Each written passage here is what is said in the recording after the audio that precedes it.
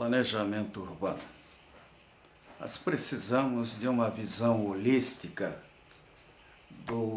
das nossas cidades. E não há nenhum profissional, ninguém pode dizer o que quiser, que domine todos os aspectos de uma grande cidade, principalmente aqui no Brasil, onde a população ainda não está preparada para debater com profundidade as decisões de entidades de planejamento urbano, de políticos e coisas assim. É assustador. A gente vê até a leviandade com que um órgão de planejamento, alguém chega e quer mudar tudo. Aqui em Curitiba, o IPUC está revendo aí, parece, os critérios de ocupação do solo. Poxa, paralelamente, esse assunto deveria estar sendo colocado na mídia, em campanhas, em Instituto de Engenharia, na Associação de Bairros, para todos os lados. Não podemos simplesmente aceitar que tecnocratas, que até se orgulham de serem tecnocratas, decidam o que, como e onde, o que nós vamos fazer, quanto vamos pagar. Tá? Não é assim. Nós temos uma Constituição Federal, vivemos num país teoricamente democrático. Portanto, cada um de nós tem o direito e até a obrigação de participar, de discutir. Urbanismo não é assunto para quem tem diploma de urbanista, arquiteto, urbanista ou engenheiro. Urbanismo é, antes de mais nada, assunto para sociólogo.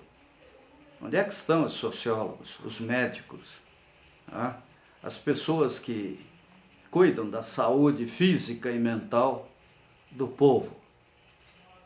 Eles, acima de tudo, poderiam dizer algo sobre urbanismo e gerar algumas diretrizes.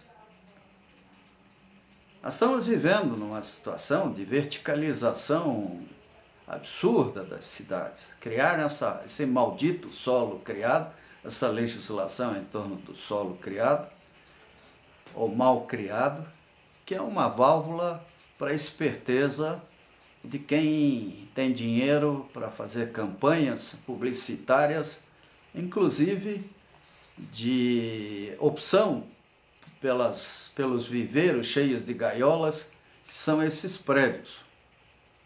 Nós estamos tendo até que optar por viver em presídios de luxo, porque quem sabe quem, né, trabalha para que a cidade não tenha segurança. O maquiavelismo político, um puxando o tapete do outro, um político atrapalhando o outro, e o povo pagando a conta dessa palhaçada.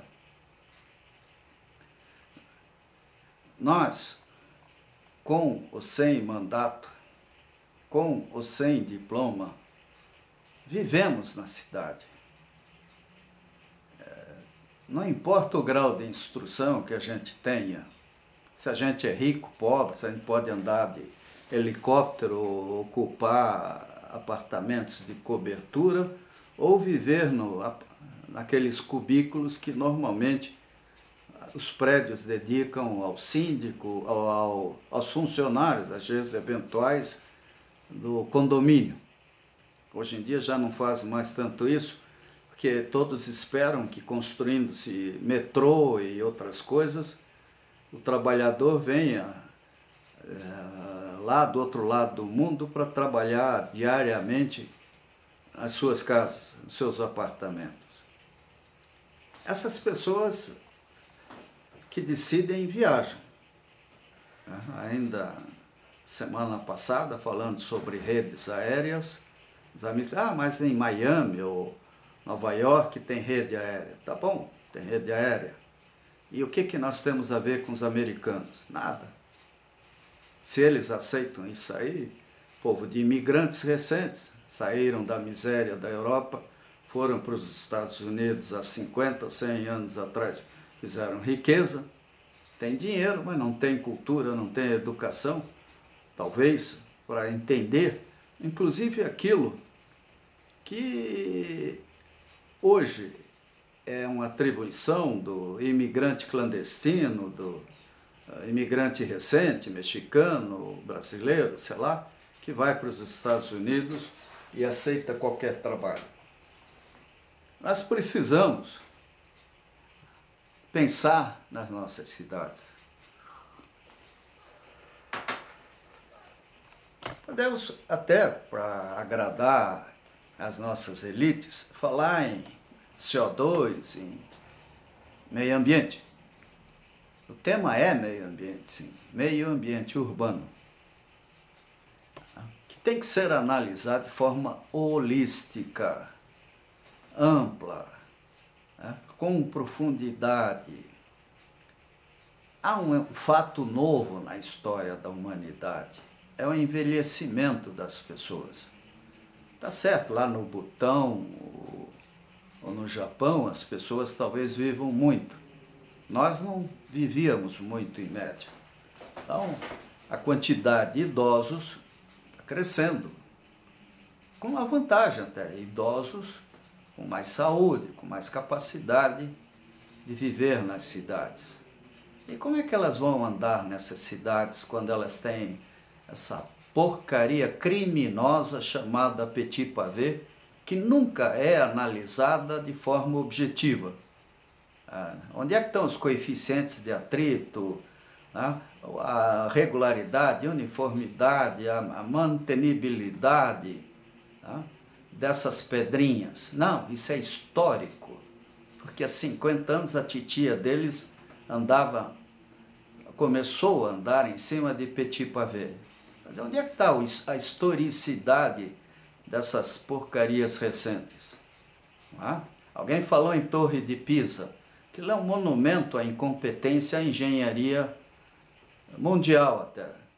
Fizeram uma torre que inclinou e que precisou de investimentos enormes, senão já teria desabado.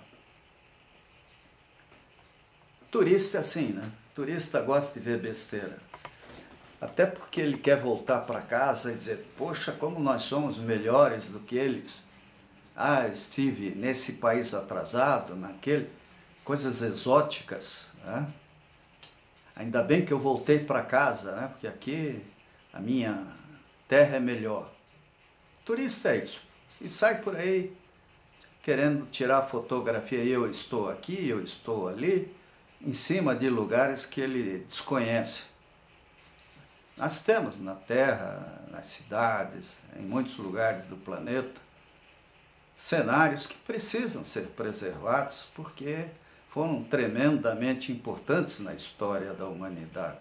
Mas nem tudo. Uma das coisas que eu achei interessante na Europa é ver que calçadas que talvez um dia tivessem as calçadas do Osman e de outros aí, hoje são cobertas por produtos que evitem acidentes. Então, o pedestre, que é a figura mais importante na cidade, é aquele que vai usar o metrô, que vai usar o ônibus, que não pode andar de bicicleta, aquela roupinha cheia de frescura. Ele precisa de segurança. As nossas cidades têm que ver isso tudo. Tem que ver as pessoas com deficiência.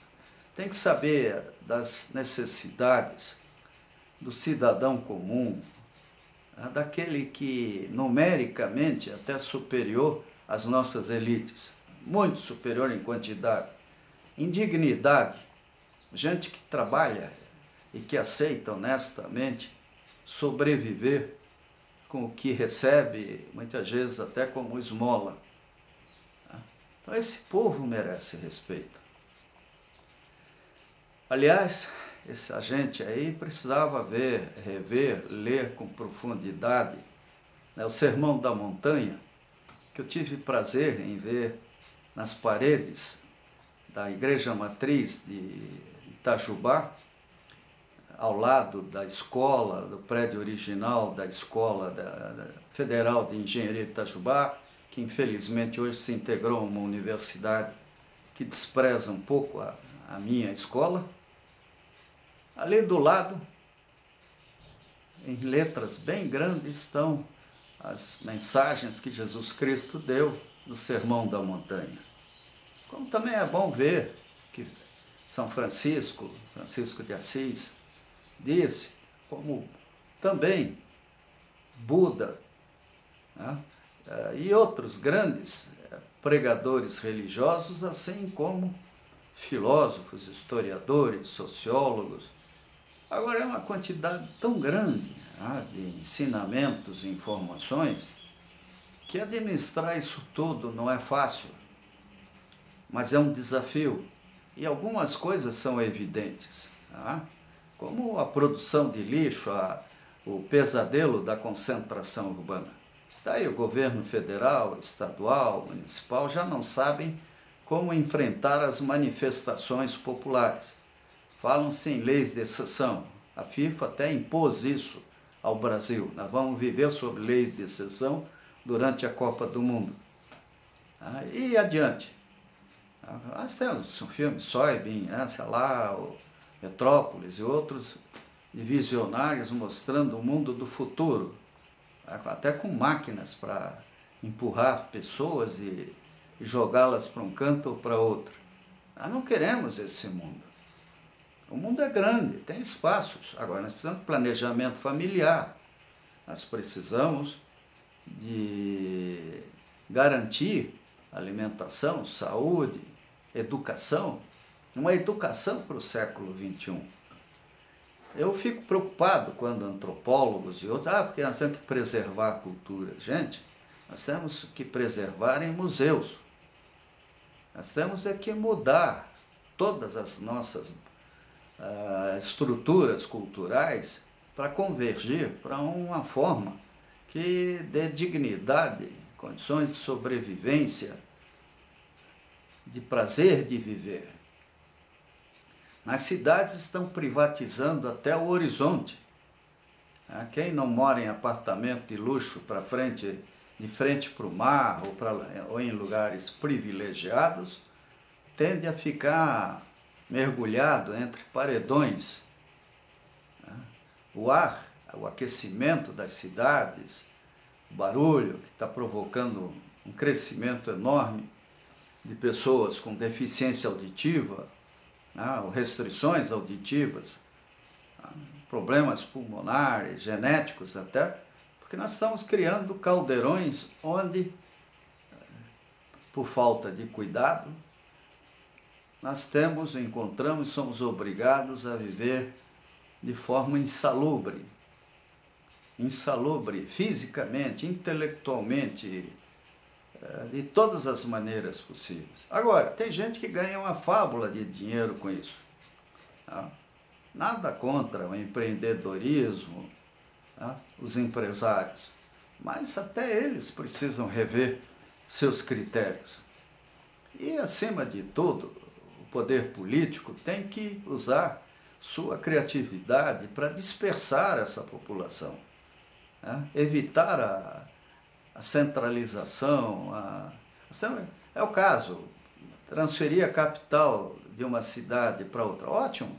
Junto com ela vai um batalhão de profissionais, de puxa-sacos, de aderentes, e aí vem comércio, indústria e tudo mais. Um bom exemplo é Brasília.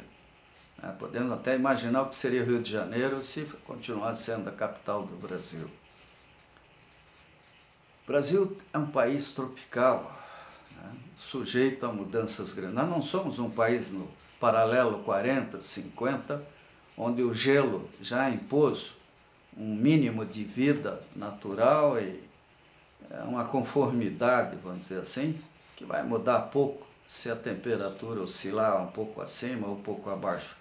Que não.